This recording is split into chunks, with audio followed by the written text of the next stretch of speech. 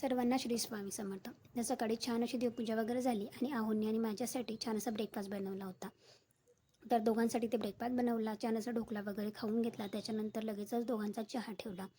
गरमागरम असा इथे चहा एन्जॉय केला आणि लगेचच आता मला आरतीलासुद्धा जायचं होतं, कारण 10:30च्या आरतीला मात्र मी दररोज जात असते.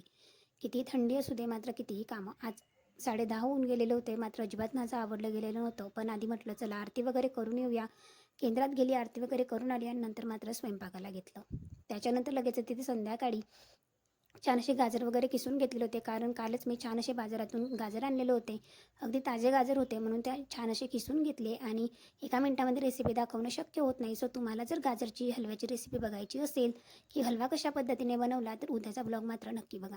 उद्या छान असा ब्लॉग आपला अपलोड होणार आहे, त्यामध्ये मी पूर्ण हलवा रेसिपी दाखवणार आहे. नंतर इथे हलवा वगैरे बनवून घेतला. त्यासाठी अर्धा लिटर दूधसुद्धा आणलेलं होतं. साईडला माझा चहा वगैरेसुद्धा बनवला होता, कारण खूप जास्त सर्दी झालेली आहे. आणि संध्याकाळी चला म्हटलं गवती चहा टाकलेला असा गरमागरम चहा घेते. तर संध्याकाळी असा चहा घेतला. साईड बाय साईड बाकीची कामंसुद्धा आवरणी सुरू होती. मात्र कितीही काही झालं तरी कामं सुटत नाही. चला तर मग मी माझा चहा एन्जॉय करते. पुन्हा भेटू उद्या. बाय.